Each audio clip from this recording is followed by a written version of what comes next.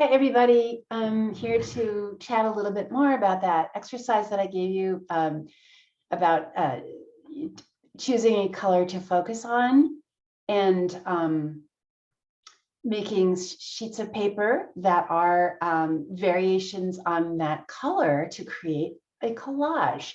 So let me show you what I did this morning and kind of take you through what I'm thinking you may do with this exercise. So here we go, get on my nice cleaned off desk. I'm really happy with it. I finally took the time to clean it up. All right, so I chose the color this diarylide yellow.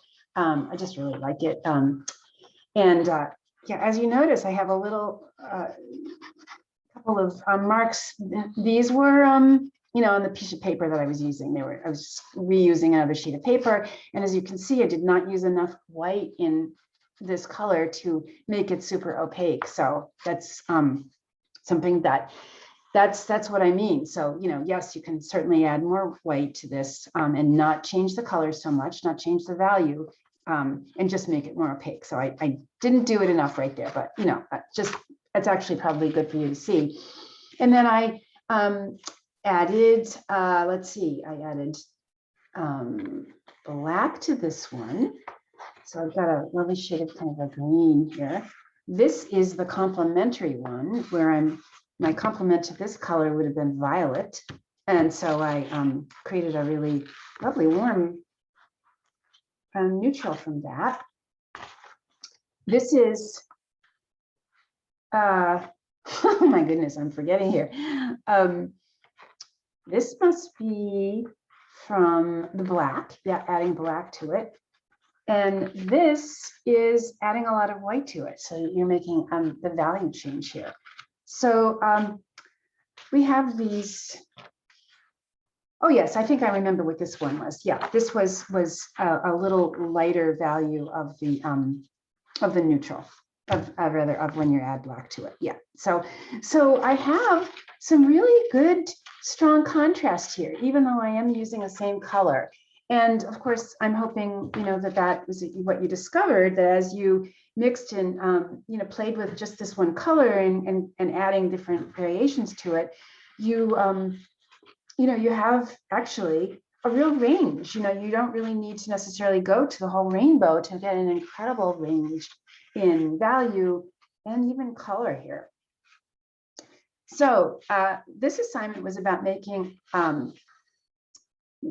several of these 8 by 10-ish sizes of collages using these papers that you have. And I made a smaller, everything is smaller here just so that I could more quickly do that this morning. So, but yours is a little bit bigger. It's good to work big because, it just kind of makes you think differently, I think, about the scale that you're working in. But and as I said, you could tear these sheets of paper to make your collage, or you could use this pair of scissors. If you were kind of keeping to this minimalist style, which is fine, and you don't have to do that, but you could, it's kind of fun to play with it. I was thinking that, minimalism is really about, keeping things very simple, very plain. Well, let's see. I'm kind of drawn to maybe, I don't know, this is a kind of to you what you do. And of course, you're doing more than one, so you get a chance to try out a couple of different possibilities here. Let's just see what happens when I do this. I'm gonna kind of stay with this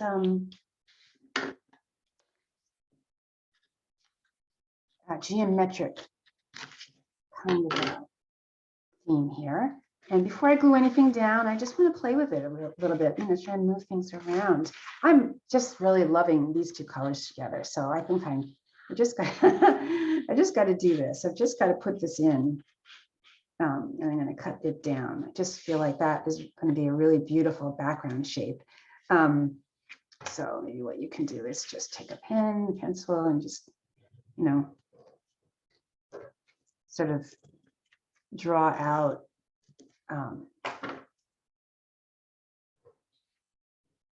the shape you've got here. It doesn't have to be perfect, you know, it really doesn't have to be perfect. I'm just, you know, much rather have you, you know, do a couple rather than see you spend a lot of time, you know, perfecting just one. This is why I always like to suggest people do more than one when they do their work. So it takes the pressure off, takes the pressure, and plus you get a chance to do more. It's more fun. You know, you get to see different possibilities. So let's see. Gee, really like that together. And oops, I cut it a little bit too small, but that's okay. That's okay. Maybe that's where I use another value. Let's see, what would be interesting. How about if I use this one up there? You can always also, of course, overlap your color swatches. They don't have to be butted up against each other. I mean, you know, you can do that if you want to, but happy accidents, you know, just using the happy accident. I'm not quite doing that all the way up. And all right, so let's see. Well, that's one possibility, isn't it? I could stop there or I could keep going. You know, what would be sort of interesting? But what if I did this?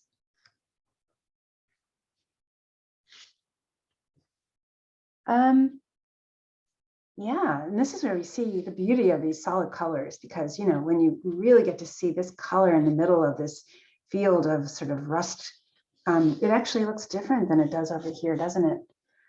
You can actually try that with other kind of choices. Like what happens if you take, you know, a rectangle of yellow, and you put that here. You know, you get a whole other kind of feel of it. So yeah, I mean, you get the gist of it. I mean, really, what you do in terms of your collage is completely up to you. This is just one possibility. You know, you can do triangles and you could do, you know, organic shapes. You could tear. You know, there's so many possible, or you can combine them. You know, what if you did a couple of torn edges? I love torn edges. You know, how would this be if you did something like this? You know, just to add a little bit of you know, variation to it.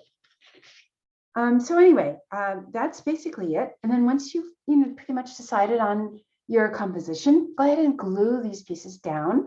I like to use acrylic medium, gloss or soft gel matte medium. I like the gel because the gels don't sort of run, you know, it's kind of like the difference between using stick glue and Elmer's glue. Elmer's glue kind of runs all over the place.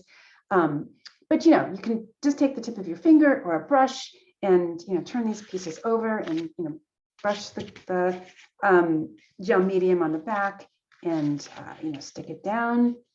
And, you know, that really works. I would just say, you know, it's nice to learn how to do this so that the pieces all lie flat. So you do want to take this and let me just demonstrate here. I'll get some of my glue. Here we go. And this is regular gel gloss. Doesn't really matter if it's gloss or matte, you know, potential, you don't really see it. And, you know, this is practice work. This is, you know, we're playing with this. We're just trying things out. I'm just going to squeeze a little bit in the corner here. You could put it on a palette or whatever, but, you know, in fact, another sheet of paper so that you can glue without worrying about getting it on your table is also nice. So I'm going to use that sheet of paper here, take my glue, you know, yeah, this really works well. You want to go right to the edges. So that's what, you know, keeps it from curling. You know, when they curl, it's so annoying. So you just want to go right to the edges like this. And you might need to actually add a little bit more, you know, because it dries pretty quickly, but you can get started like this. And then just put it down on your piece of paper. And yeah, you can see where it's flipping up here. This is where I need a little bit more. You can also use Elmer's if you have that, that's fine. You know, really, any kind of glue that you have around, just want to make sure that it's really going to stick well, because like I said, it's annoying to see them flip up. And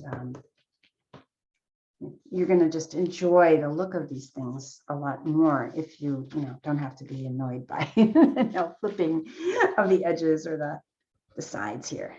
So anyway, that's basically it for our assignment. Have fun with it. I hope you do. I can't wait to see what you make.